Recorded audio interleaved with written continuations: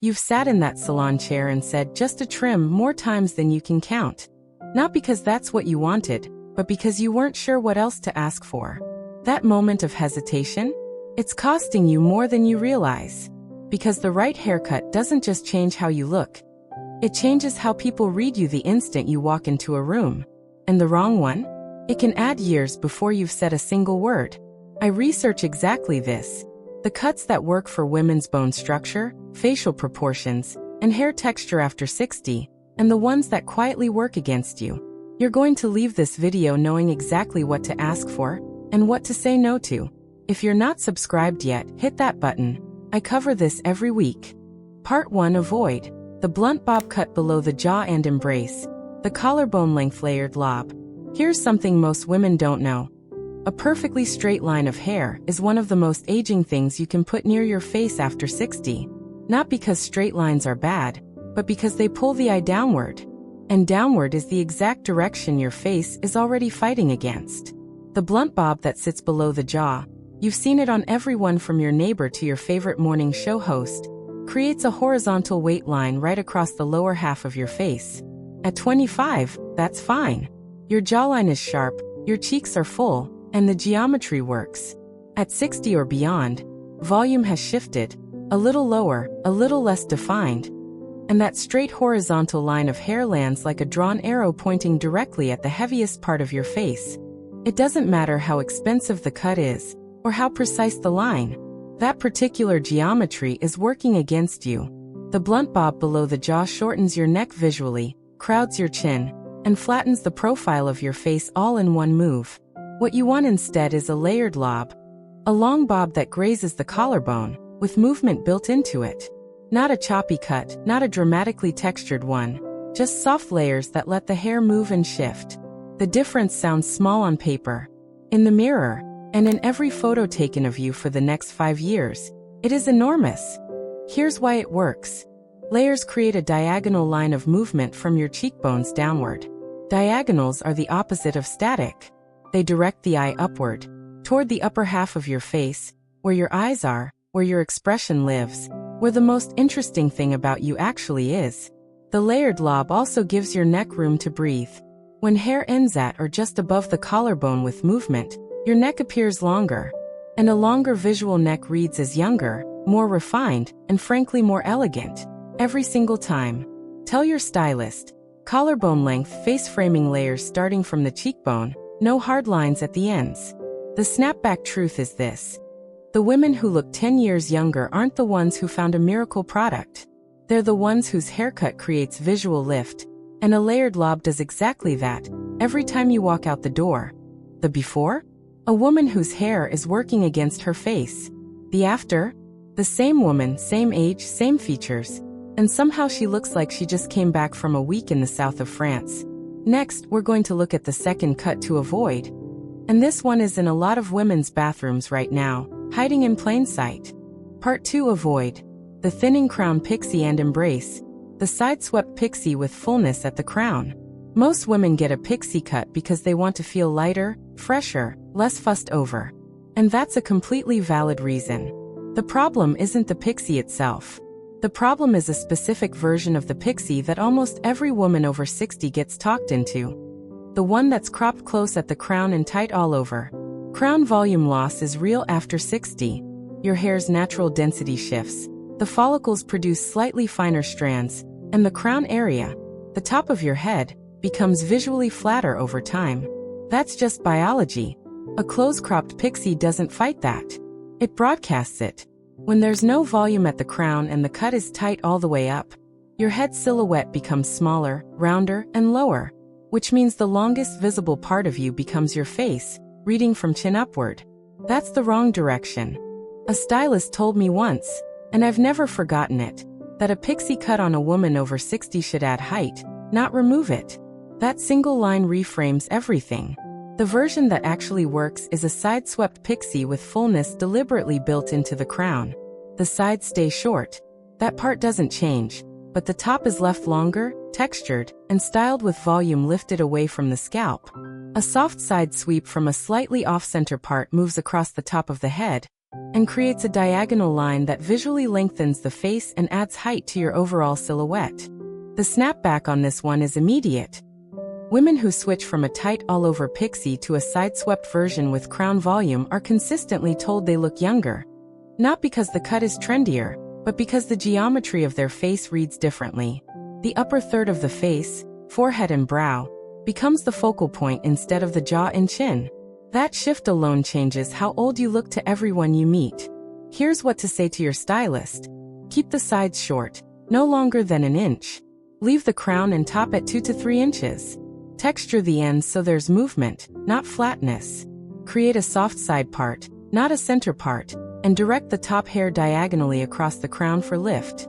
Don't over-taper the neckline. A slight graduation keeps it soft. 2 pixie cuts. Same woman. The first one reads as tired. The second one reads as deliberately, confidently chosen, because it was. The next cut to avoid might surprise you. A lot of women are doing it specifically because they think it makes them look younger. Part 3, avoid. The pyramid layer cut and embrace. The face-framing shag with curtain bangs. And embrace. The soft cropped cut with wispy fringe. This one stings a little, because women choose the pyramid layer cut with the best intentions. The idea behind it makes sense on paper. More layers, more volume, more fullness. But the way this particular cut distributes that volume is where things go wrong. The pyramid layer, sometimes called a stacked layer cut, creates maximum fullness at the jaw and below, with minimal volume at the crown and through the mid-lengths. The result is a triangle shape, narrow at the top, widest at the bottom. On a face that's already lost some upper cheek volume and definition through the brow, this shape pulls weight visually downward, magnifying heaviness at the jaw and making the lower face look broader than it is. You've probably felt it, that specific frustration where the cut looks great on the client photo your stylist shows you and somehow flat on you. It's not your hair. It's the shape. The first cut to replace it with is the face-framing shag with curtain bangs. This cut works because it inverts the pyramid. Volume lives at the crown and through the upper lengths. The layers fall in graduated curtains that frame the face from the cheekbone down, directing the eye upward. And curtain bangs, a soft, parted fringe that schemes the brow, are doing something very specific. They create a horizontal focal point right at eye level, which is exactly where you want people looking. The snapback. When the eye goes to your eye level first, the lower face becomes a secondary read. Secondary reads don't add years. Primary reads do. This is literally the visual mechanic that makes women say, "You look incredible. Did you change something?" When all that actually changed was where the cut placed its emphasis. Tell your stylist. Face-framing shag, layers starting at the cheekbone, curtain bangs to just above the brow, no hard lines at the fringe, everything feathered and soft. The length can be anywhere from the shoulder to the collarbone. The layers are what matter, not the overall length. Now, if a shag feels like too much texture for your hair type or your lifestyle, the alternative is a soft cropped cut with wispy fringe. This one is quieter. It's shorter, ending between the chin and the collarbone, with very soft, barely there fringe that grazes the brow without covering it fully. The key word is wispy. Not a thick blunt fringe, not a bold statement bang. Wispy means see-through at the edges, soft enough to push aside on the days you don't feel like dealing with it. The wispy fringe does the same job as the curtain bang. It creates that eye-level focal anchor, but with far less maintenance and no styling commitment. For women with thinner hair or a more minimal style preference, this is the one. Ask for. Soft crop at chin to collarbone, no blunt ends, wispy fringe thinned at the tips, styled forward and swept very slightly to one side. Before, a cut trying to add volume and landing it in all the wrong places. After, the same woman, volume rebuilt from the top down, attention anchored at her eyes. It reads 10 years younger without a single product change, a single treatment, or a single word of explanation. That's what geometry does when it works for you. Coming up in the final part, the last cut to ditch and the final style that brings everything together. Part 4, avoid. The heavily thinned out bob and embrace. The textured mid-length cut with soft volume. There's a version of the bob that feels like the safe, sensible answer. The one your stylist has probably suggested at least once. It's the thinned out bob, usually landing just below the ear or just above the jaw. And here's what happens to it. Scissors go in, the ends get point cut, thinning shears are used through the mid-lengths. And by the time you leave the chair, your hair has been reduced to something light, manageable. And this is the part nobody says out loud: visually thin. Thin hair and thinned hair are two different things, and the thinned out bob on a woman over 60 creates a very specific visual problem. When the ends are reduced and the overall density is cut away, hair loses the ability to hold a shape. It settles flat by midday. The perimeter, the outermost edge of the bob, becomes wispy and insubstantial. And wispy perimeter edges on a short bob make the hair look sparse, not light. Sparse reads older. Every time. The women in the chair next to you who always seem to have more hair, thicker, bouncier, more alive, aren't necessarily starting with more density. They just have stylists who know not to remove weight from where it matters. The fix is a textured mid-length cut with soft volume. And the word textured here doesn't mean choppy or editorial. It means cut in a way that creates movement without sacrificing density. The length sits between the chin and the collarbone. The layers are internal, meaning cut into the body of the hair rather than at the perimeter, so the outer edge stays solid and substantial. Solid outer edges are what give hair the appearance of fullness, even on finer hair types. Here's what happened to a woman I know. She'd been getting the same thinned out bob for years, told her stylist she wanted something light and manageable. And every 6 weeks she'd leave the chair feeling slightly disappointed but not knowing why. One appointment, her usual stylist was away and a different cutter saw her and said, "I'm going to leave your weight in and just redirect the shape." She came out of that appointment with the same general length, and 3 people asked her if she'd done something to her hair within a week.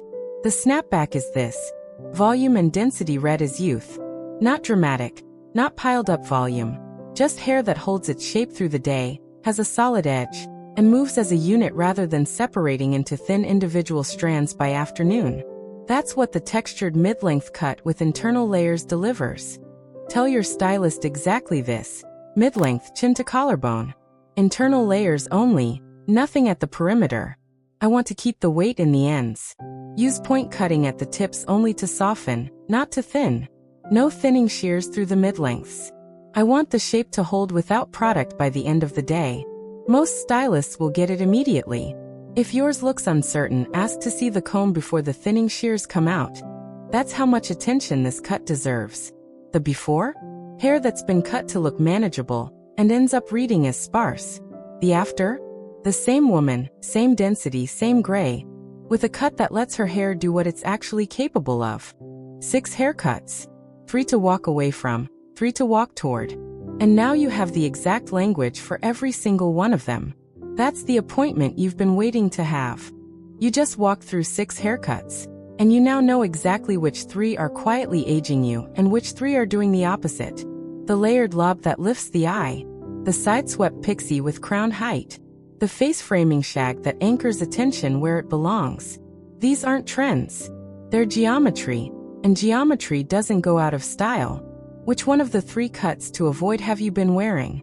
Drop it in the comments. I read every single one, and you might be surprised how many women are in the exact same chair. Next week, I'm getting into the specific styling techniques that make any of these cuts perform twice as well. Because even the right haircut can be undone by the wrong blow-dry. Like this video, subscribe to Timeless Wisdom Path, and I'll see you in the next one.